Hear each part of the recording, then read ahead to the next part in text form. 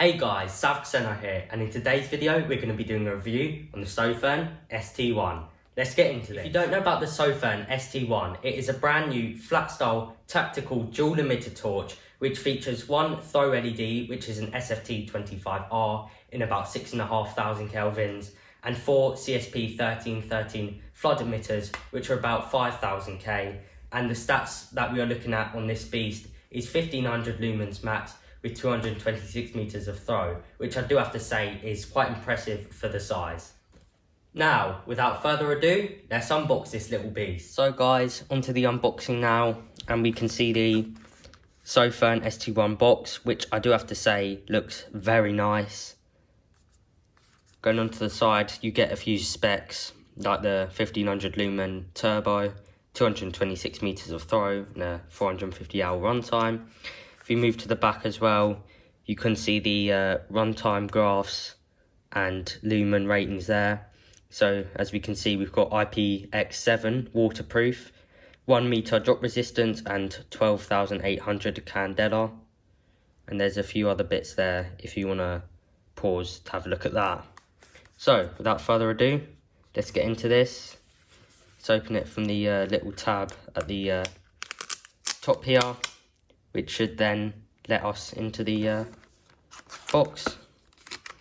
And Sofirn again has improved their packaging. That is one thing that I have noticed throughout Sofirn's improvements, is that the packaging has definitely been one of the biggest improvements that they've done. So opening it up here, we can see the ST1 encased in some protective film. So I'll take that out and just put that to the side for a second so we can have a look at the contents of the box. So there's a little readme here which says you have to take it out of lockout mode by double clicking the power button to sort of unlock it and get it ready for use. So if you take that off, you get a nice little thing saying welcome to the Sofirn family. User manual, which is very small, and that is because it comes with a very simple UI on this, which we'll see in a little bit.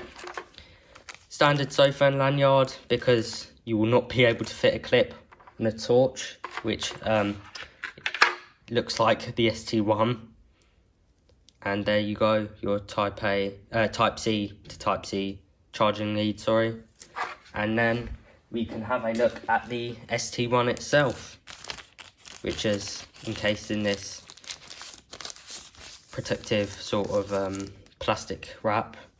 And you've got the hole for the lanyard, Type C charging port, and then a special sort of protective film over the lens as well.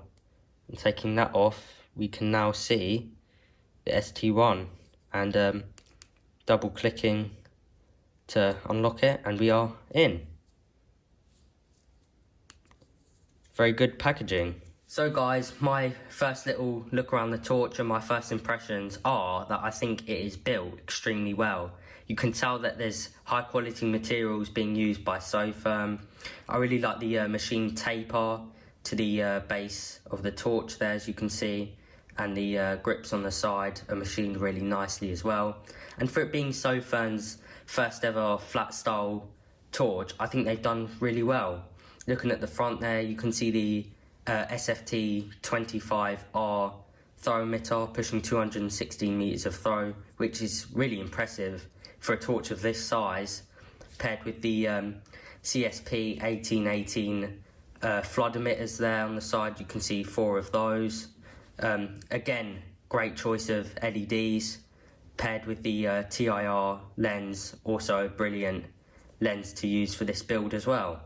Moving down, we can see the button here, and I've said it multiple times, Sofirn make really good buttons. I've personally never had any problems with them. They've never gone wrong for me, and I just think they are brilliant buttons. And as you can see, you also get a battery indicator around the side as well, which is really helpful. Moving to the back, you see a ST1 engraving there, which looks really cool. And moving down to the bottom, you have the Type C charging port, and as I said before, it takes about 1.5 hours to charge, which is pretty decent, and got a little rubber cap there to protect any water getting in, and this thing's IPX7 waterproof as well. So yeah, there's my first little look. So having a quick look at the UI, we can see that Sofirn has introduced a new standard UI for this torch, and I do have to say that it complements it quite well actually. Having a simple user interface makes this thing a lot more tactical, which I think fits the whole build quite well. And as a user of Android, I didn't think that I was actually going to like this UI, but as I said before, it turns out that it works quite well with this torch. So having a quick look, one long press for moonlight, and you can see the 5 emitters at work there, and then a single short press to get into the normal flashlight settings, and then hold for ramping. You get low, medium and high. No stepless ramping, it is stepped, but I don't have a problem with that. And then double click for turbo there, and then 1 click to get out of turbo. From off, if you double click, you get into lockout mode, which is represented by this green flashing sort of pulsing light, and then 2 clicks again to get out of lockout, and that is pretty much the UI. So guys, without further ado, let's get to the beam shots of this thing. So we are out with the ST1 here, and we'll start off with a throw style test to really have a look at that SFT25R throw emitter. Now we should be looking at about 226 meters of throw, and the trees back there range anywhere from about 170 meters down to about 50 meters being the closest. So we will turn this beast on and put her into turbo. And as you can see here guys, there's absolutely no struggle lighting up this forest area. We have great throw from the SFT emitter, and really nice flood as well from the CSP emitter, and just an overall really nice beam from this thing. Great balance between throw and flood here guys. So guys, moving on to a throw and flood style test here to really have a look at the 4 flood emitters and the SFT throw emitter. Really have a look at the beam now.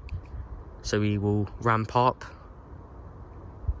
put it into turbo, and as we can see guys, again we're getting incredible throw, especially for the size, and really nice flood from the 4 CSP emitters. The beam is super versatile, and I can see this being a great versatile little torch here. Brilliant beam. So guys, onto a flood style test now in this enclosed wall area. We'll turn it on and go straight into turbo, and we can really see these CSP flood emitters here really coming into their own. Mixed with the TIR, you do get a bit of a hotspot in the middle, but you do get some incredible flood with this thing as well guys. And as I said again, this thing is super versatile with the beam on it, and is just extremely impressive.